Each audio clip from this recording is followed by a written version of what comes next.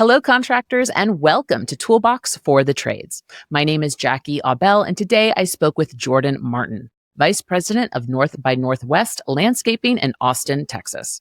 Jordan and I talked about how he and his father grew their small lawn care business into the 7th largest privately owned landscaping company in Texas. Plus, how North by Northwest partnered with ServiceTitan's Power the Nation to completely redesign the landscaping for the Ronald McDonald House Charities of Central Texas. I hope you enjoy our conversation as much as I did.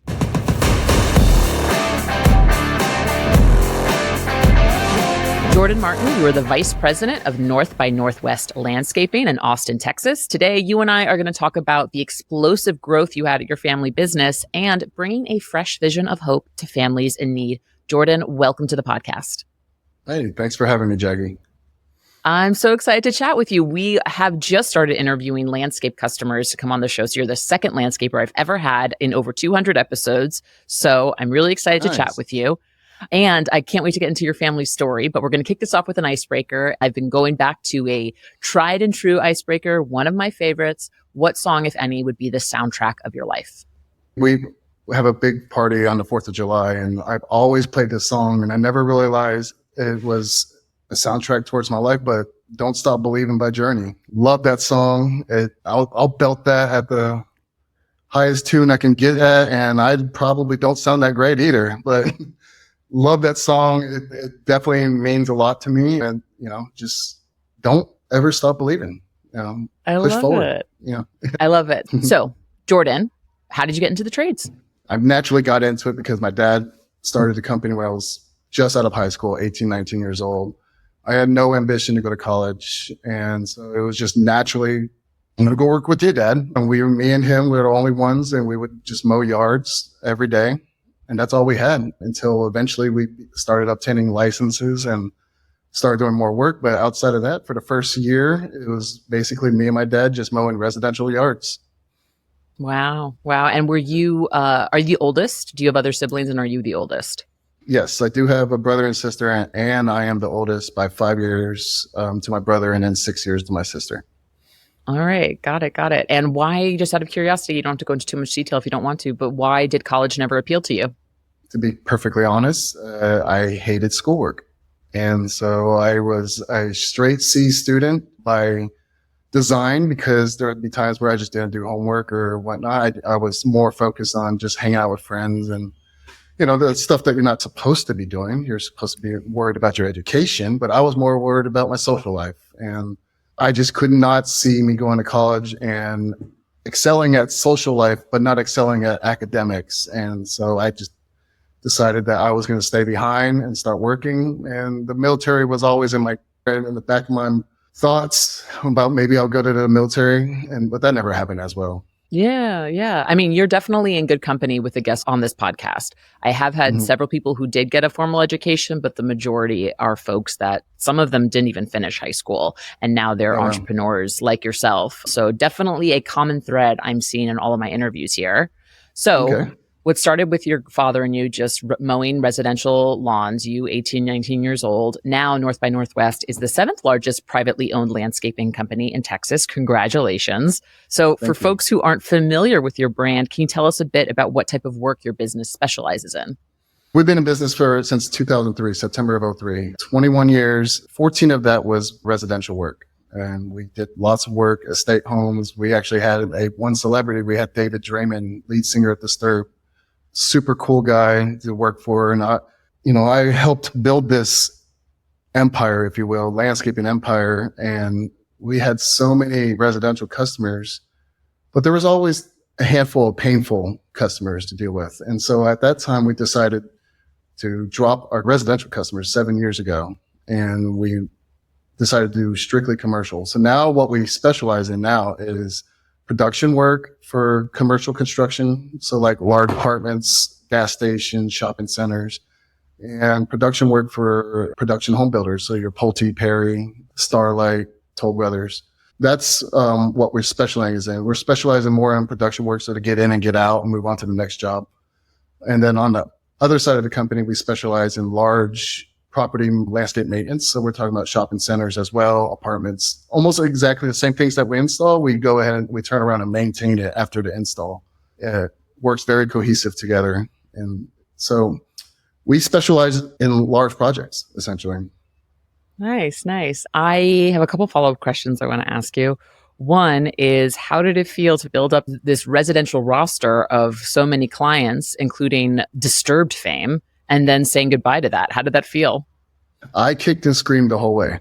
I will be the first one to tell you that. I was like, are you serious? We're going to drop all these customers. I mean, we're talking about, we got multi-million estate properties and we got the whole neighborhood because everybody likes us and we're going to just drop these customers. Yeah, everybody was at first, they're like, yes, that's what we're going to do. And I kicked and screamed and I begrudgingly agreed to do it. And it has been the best thing we've ever done. Wow. Wow. So from a landscaping perspective, what was it about switching from residential to commercial? Is it that you're able to be more streamlined and you're not, it sounds like you may have been getting tangled up in isolated customer incidents that maybe would impact your landscaper's time and that kind of stuff. I'm making a lot of assumptions. Let me know if I'm wrong. You're pretty much on the spot. So with the residential customers, we got, everybody's invested, right? As a residential homeowner, you're spending your hard-earned money for your dream landscape, your dream backyard paradise, this perfect vision in your head, and you want it executed exactly that way. And so you have a lot of investment in there. A lot of times you'll find like the homeowner kind of, like, lack of better words, breathing down your neck, watching everything you're doing, micromanaging the company they hired to do the landscape install job. Where commercial, yes, there's still personal investment into it, but it is a much larger job. There are plans. As long as you install the job to that plans and to the proper specs, you're not going to have a general contractor come out and say, you know what, I would rather have that tree 3 feet to the left. Can you move that over? And I don't want to pay for that either. It's part of the job since I already paid you. That has been great. If a general contractor comes and asks you to do that, you're like, yeah, that's a change order. And they're like, no problem. Here's the change order. I approve it, move it 3 feet. And it's just so much more simple. Now, yes, the jobs are larger. Now we got $1 million jobs and we only get paid once a month. And so you have to put a lot of money up front. But in the end, it's just simpler. Yeah, it sounds like it. So you weren't just doing maintenance of lawn care, you were also doing these big projects for these multi-million-dollar homes, these really big customers with, grand visions for how they wanted their landscaping to look. All right, so kicking and screaming, how were you overthrown, so to speak? Did your family, because I know your family works in the business as well, so did they tie you up and like throw you in a closet for a couple months while they did this switch? How did it all work? It probably would have been better. They probably would have heard less kicking and screaming if they would have done that. We did hire consultants. We hired a rebranding company to come here and they kind of guided us along the way. And so, yes, I was kicking and screaming, but they sold the vision to me by explaining what the competitors that we have now. We're competing against large companies like Brightview and Yellowstone and Urban Dirt, if you're from the Austin area, or Malonado, if you're from Texas. Like, we're competing against nationwide companies. So basically, you've got your sister, your brother, and your dad on board here.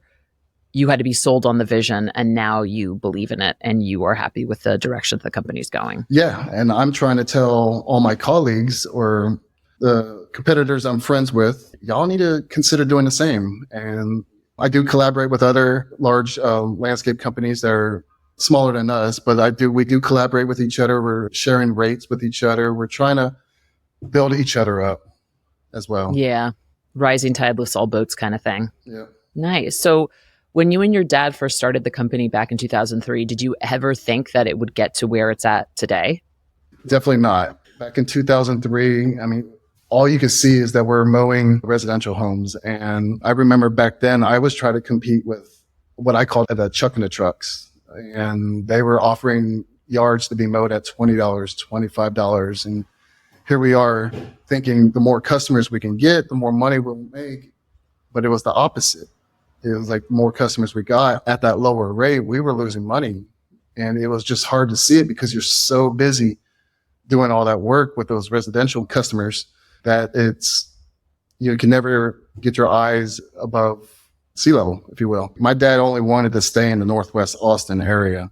As my brother and sister came aboard on the company, we started expanding, and then we started just staying like Central Austin, not really so much the South Austin at that time. Fast forward to today, we're in Waco, all the way down to New Braunfels. We got an operating area of, I don't know, 90 miles radius. We're looking at expanding and opening another location in Waco pretty soon. So it's been the complete opposite. My dad wanted to keep it nice and small, something that he can manage, and we had the vision of making it something that we can pass on to our children and create a legacy for our family. That's awesome. You mentioned, you were doing these jobs at very competitive rates, but you were losing money at the beginning. You were so underwater that you couldn't see the forest for the trees, and that, we're losing money here. Was there a specific program or coach or message from the universe that told you hey, you've got to stop doing this way? What kind of interventions happened throughout your business that kind of helped you pivot towards these moments to grow? We hired a consultant company and a rebrand company. They specifically only worked with landscapers. The name of the company was Landscape Leadership. And so what they did is they came here and they looked at what services we're providing and offering avenues with what our skill levels were. And they said you have two options. You can go do design build, or you can do production work. And so we had a decision to make at that time, and we decided to do production home work instead of design, because design requires doing work for homeowners, and we got change orders, moving trees left and right. And we definitely did not want to be in there. We wanted to be on the jobs that were in and out. We have a plan. Plan's not going to change much, and get that job done.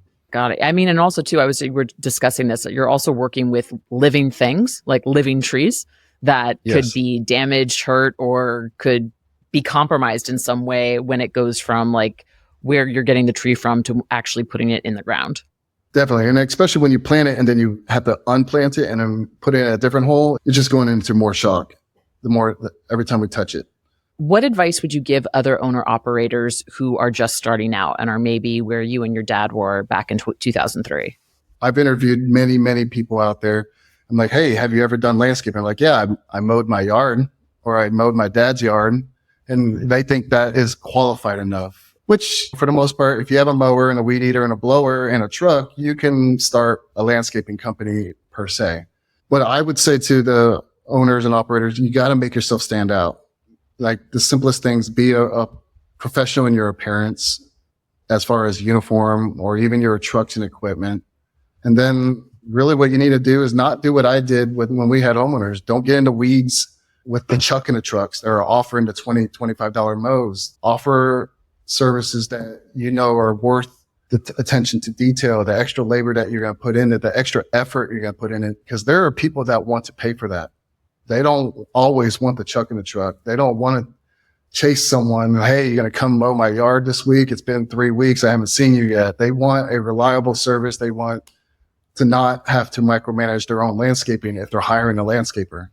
Got it. So it sounds like bringing a level of professionalism, properly pricing your work to the labor it requires to give you guys a profit. These are all things to live by.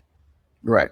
This is so similar. Prior, I think I explained to you, but when I started this podcast, we would interview a ton of HVAC, plumbers, electricians, folks in ServiceTitan's core trade. You use Aspire, which is one of our sister companies. So it's also just fun for me to kind of see the similarities, where they start and where they end. One place where they end is definitely on the you guys going commercial to grow your business. On those industries, overwhelmingly, I've heard people going on the residential side to streamline their operations. So it's just interesting to talk about how that changes and how it varies from industry to industry.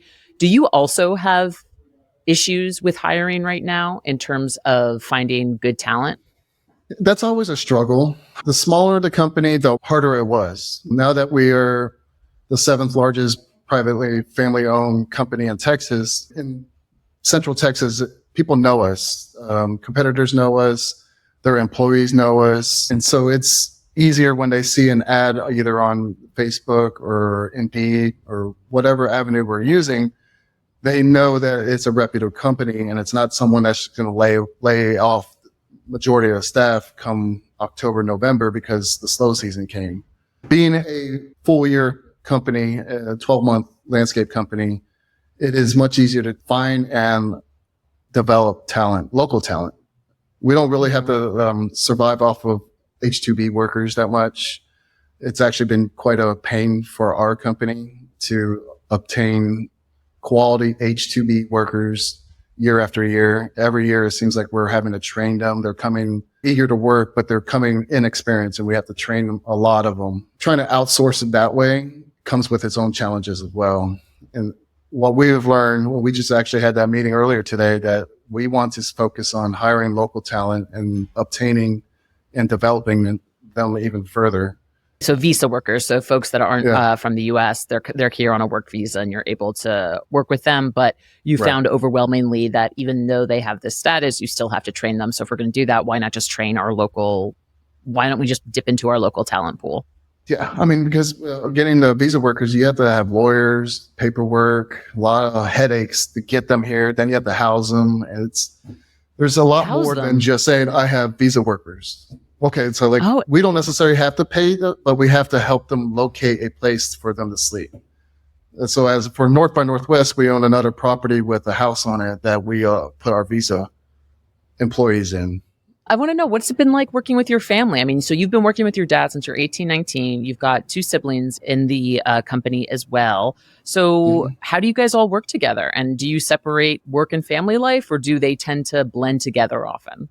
My sister did go off to college. My brother did not. My brother almost did the same thing as me, went straight to work. So my sister actually did 4 years in Texas State, graduated. She has a business degree. And nice. Then she came back and kind of work in her office. And with her coming into the office, I was free to do more sales. And so the beauty of the way our dynamic is, I'm sales, my sister is like office finances, and then my brother is more like operations.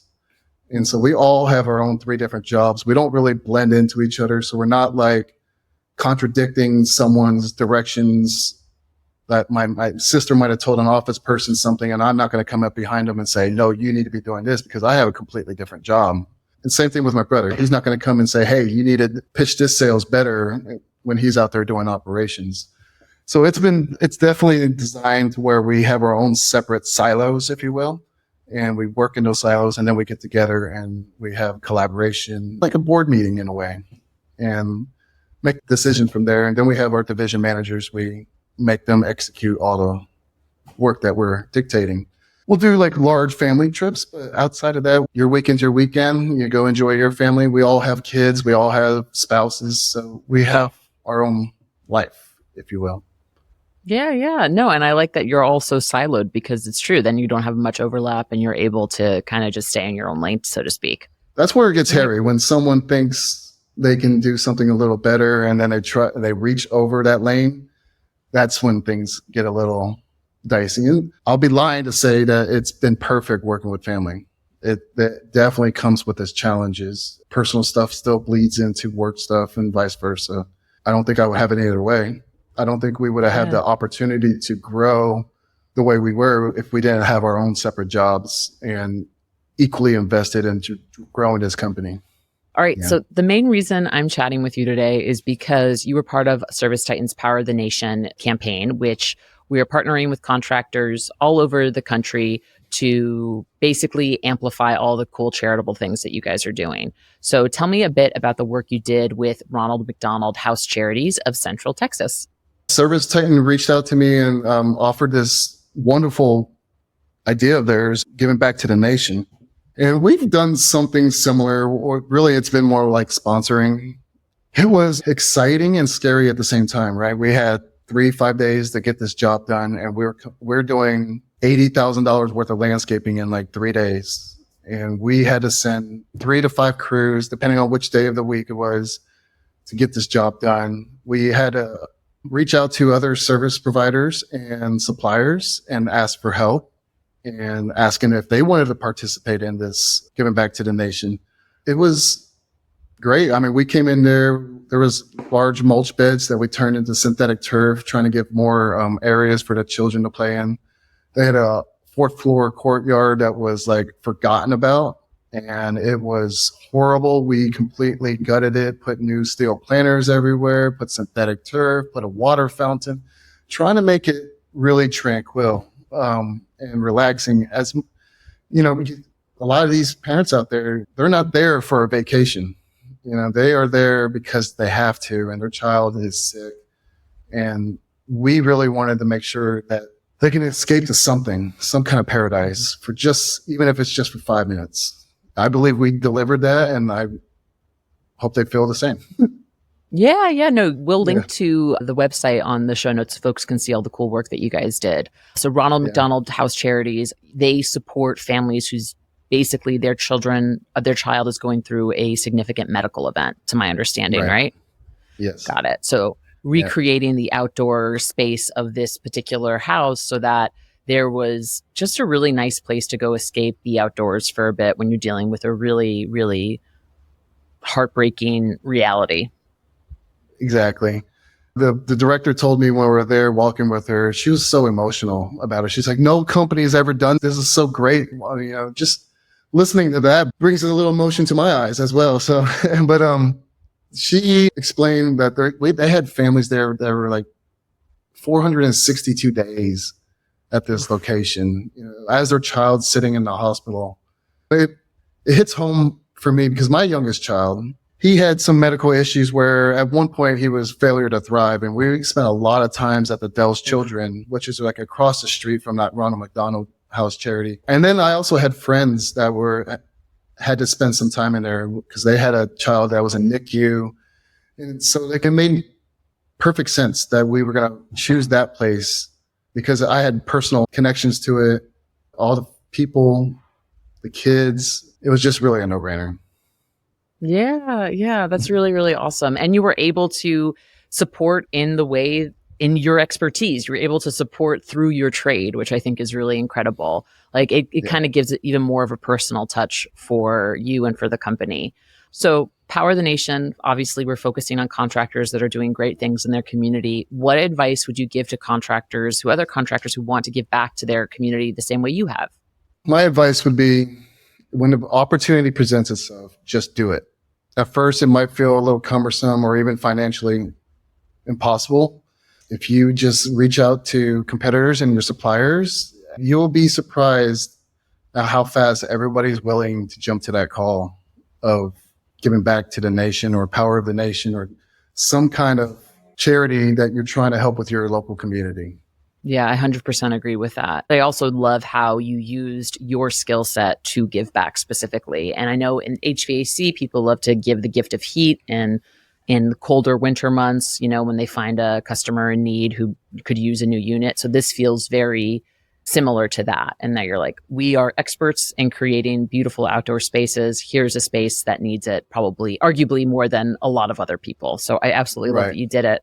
So as we kind of wrap up today's interview, I'm curious, what's next for North by Northwest? You guys have been on like a serious growth spree. Are you trying to become the 6th, 5th, 4th, 3rd, 2nd, and then first largest privately owned landscaping company in Texas? What are you guys like hoping to achieve in the next couple of years? So the next step is we're going to probably open a satellite or another branch in Waco. Ultimate goal is to get it to Dallas. I call it the ADD plan. So Austin, Dallas, then I want Denver. So that was my ADD plan. It was funny because someone threw in Houston. I was like, okay, we can make that the ADHD plan if you want to make that. So we do have expansion plan. We do have developed a lot of relationship with property management companies, like the largest one in Texas, Goodwin. They also have an office in Denver. And so it was naturally that I was like, Austin, Dallas, Denver, that'd be great. So yes, we do have plans of expanding. We've actually already ordered equipment for next year. We plan on switching to electrical equipment.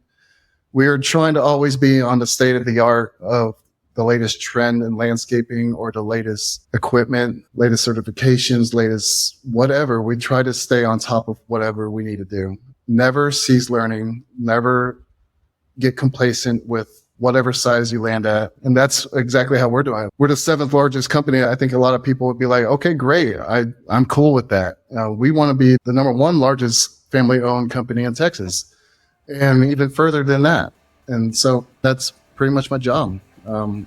As business development, my job is to figure out how we can get into other markets, higher paying gross margin markets, or even jobs. Jordan, thanks so much for joining today's episode and sharing a little bit about North by Northwest. I am so excited to see where you guys are going to be in the next couple of years. Thank you again for partnering with us on Power the Nation and for being a great guest. No problem. Thank you for having me, Jackie.